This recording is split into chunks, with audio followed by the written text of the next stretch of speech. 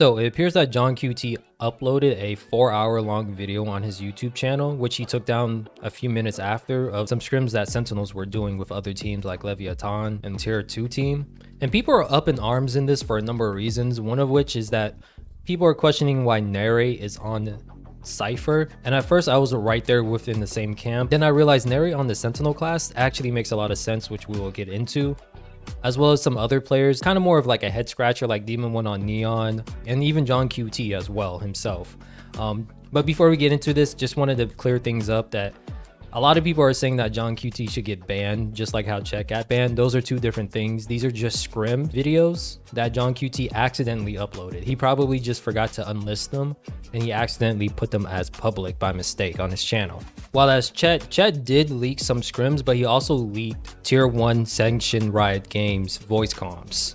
Chet got suspended for showing NRG versus Sentinels match, where Riot admins had comms as well as players. Teams are allowed to use those for content with permission. Chet did not get permission before he went on live to stream. Basically, scrims are entirely free range, and if you feel like Chet doesn't deserve to be banned for that, you can always just say hashtag free Chet, you know? The worst case scenario, Riot would just respond with a no, or most likely they will just ignore it. But it doesn't hurt free Chet if you feel like he doesn't deserve to be banned. But yeah, to get back on topic with the main point of view of this video, is that at first I, like many other people, felt like Narrate on the Sentinel agents or even the roles didn't really make a lot of sense. Then it just hit me. This man Narrate is clutch. He has the clutch gene. Like if you were watching a lot of his games during the 2024 season, he legitly carried rounds for KC. Like this match against Na'Vi, it's legitly a 1v5. He is surrounded by everybody. The only safe angle he has is A short, but all of Na'Vi is just like legitly surrounding him. But as you will see, Narrate is the perfect definition of if you see him in a fight with a bear, you better pray for the bear. Very quickly has divulged into madness. So many individual fights being taken, and all of them being won by Na'Vi. It leaves Narrate alone. You know that you don't want to give this man too much. They're just throwing the utility at him. He found 3 in quick succession. Down to just 38 HP, in fact 20. As the spams do even more. He needs to hit these final shots, and he needs everything to miss from the side of Na'Vi. You said he'd been a little quiet so far, but you can see that Na'Vi are giving him the respect he deserves at this stage. Sitting back with it, he's found his 4th of the round. May not know the child's there, but he's able to reposition. He's able to fall back towards this B site. Might be one of the most mechanically perfect setups to an ace that we've seen before. It's spotted, in fact, used already. Very early on, Narrate thought he heard him drop down, but it was a fake cue. Xiao now knows where his opponent is. Thrash won't be here to help. It has to be the shot connected from Narrate. The ace just a bullet away! There it is! An absolutely unbelievable play from Narrate! Like he should not have won that. It was a 1v5 ace. And you just see that he was flicking to places that he knew where players could be, or his teammates told him beforehand. And he was just able to pull them out. And like Na'Vi at this time, even though they were on a losing streak and whatnot, Na'Vi is not a bad team, right? These kills that Narrate was able to get is just crazy. Just spray transfers, flicks. You just gotta shake his hand, because it's not like Na'Vi played that poorly. Could they have played it better? Yeah, but they didn't play it poorly. Narrate just channeled his inner John Wick and destroyed them. That's it. It's as simple as that. And I want you guys to think about, when it comes to Valorant agents and roles, what are the ones that are going to be typically in clutch scenarios? It's usually not the Duelists, because they get first engagements, and it's usually not the Initiator too, because they usually follow up with the Duelists. Most of the time in clutch situations, it's going to be your controller and Sentinels. So I think Kaplan and the gang kind of want to tap into that potential that Narrate has shown throughout the 2024 season. I even made this meme several months ago because of like how good Narrate was in these clutch situations. With the game on the line, one shot, who would you rather have taking it? Fate of the universe on the line, or the Martians have the death beam pointed at Earth, you better hit it. I want Narrate. It was just mind-boggling that he had so many of these opportunities and he executed on them. Scenarios where you just don't expect him to win. Like if this was a once or twice kind of thing, you'd be like, okay, he just got lucky in the clutch. But he has so many examples of clutching for Carmine Corp. Like this Lotus play that was legendary. Just no chance, surely. Anything taps it, hoping that a few of these players will be out wide and open! Unbelievable! This time! Unbelievable! milliseconds available. Celsius is miles away. The Nightfall going to confirm that he's not playing towards Rubble. Narrate, 9 below. If anyone's ever going to do a Narrate highlight reel, or maybe in the distant future when he retires, you have to include this Lotus play.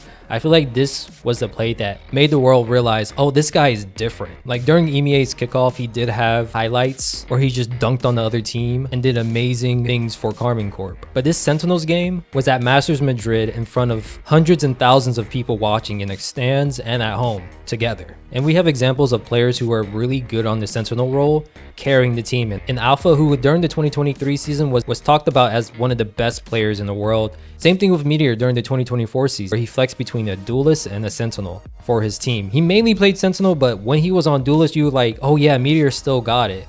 And I think this is what Kaplan really wants to tap into with Narrate, because like, yeah, he can play Duelist and Initiator pretty well, but Sentinels already have a lot of firepower on their team.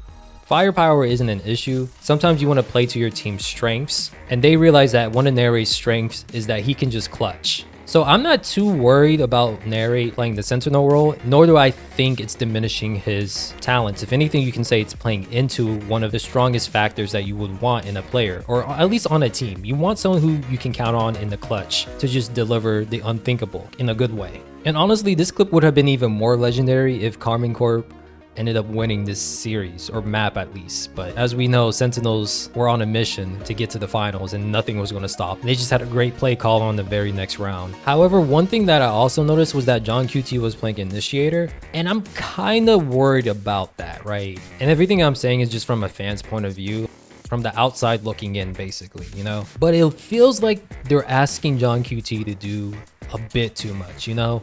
Mainly because as an Initiator, especially when you're playing Sova or Fade, agents that require lineups for you to memorize lineups, that can be very headache inducing too. And I don't know about you guys, but learning lineups can be so frustrating. Like, so many of the guys out there are perfect, but you also have to be perfect with the way you line up your UI markers with like the map markers too. And it's just a lot to ask for, in my opinion, to memorize those things on top of being an IGL and on top of like also providing fragging power for the team. And like, yes, he did have a lot of Cypher setups.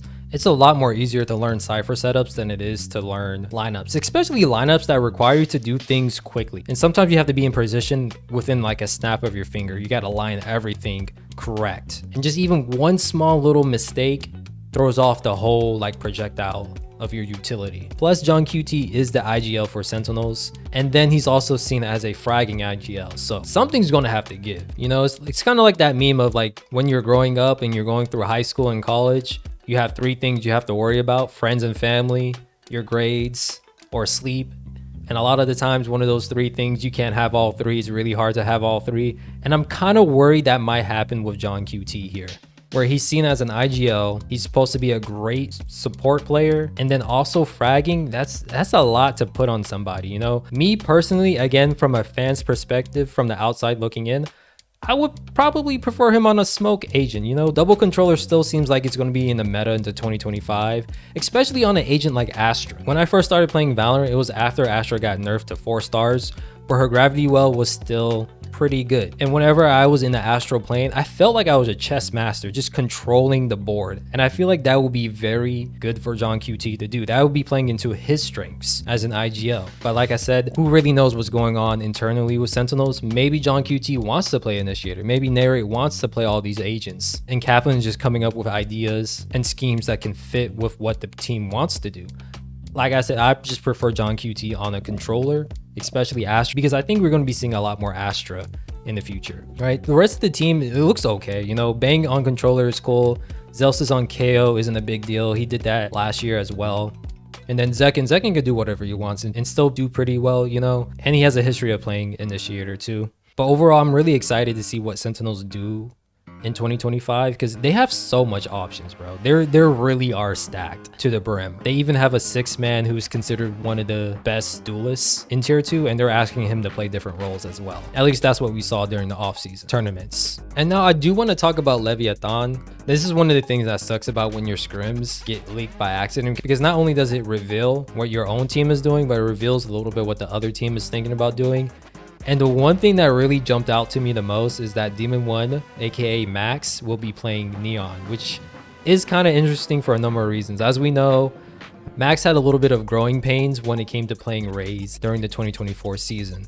But Neon is a little bit different than Raze. And we also have to remember that I don't believe Demon1 had like a long off season with NRG or time to perfect his Raze. It felt like it was just something that was thrown onto him in the middle of the season. So it was really up to Max to see like how well he can play Neon and possibly even Raze too. It just depends on how much work he puts in during the off season. And I truly feel like the off season is when like players can really elevate themselves the most, because there will be individuals who don't practice or work as hard during this time, and it will be a perfect opportunity for others to either close that gap or reach a height that's so much further above everyone else. And for all we know, Max might be taking tips from Temet when it comes to b-hopping on Neon and just showing us crazy moves in the year 2025. Now, me personally, I kind of mentioned this in one of my past Roster Mania recap videos. I wouldn't mind seeing him on either like a controller or even Chamber himself. Because like with the changes to Chamber, I could definitely see Chamber being more useful in the year 2025.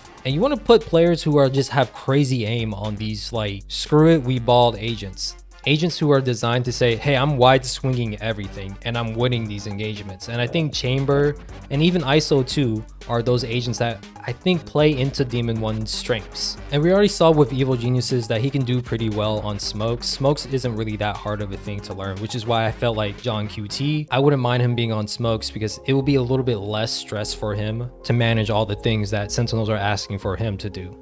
And the crazy thing is with Leviathan is that they have Tex. Tex was pretty good for the guard during tier 2. Like he played Jet and Raze, and his Raze was not bad. I think the main reason why he didn't play Raze for Leviathan was because they had Aspas. So Leviathan can do double duelist on some maps, you just can't play double duelist on every map, right? But some maps it can work. So they can have Demon1 play ISO or Chamber as second entry, kind of like how Tens used to be a second entry back in the day.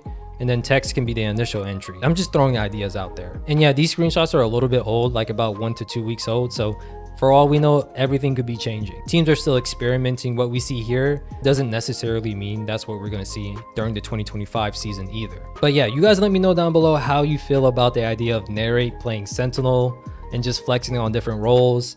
Do you think JohnQT as an initiator is asking too much from him? And are you excited to see Demon1 on Neon? Let me know down below. Till then, stay safe, be a KDA warrior, and I catch you guys later.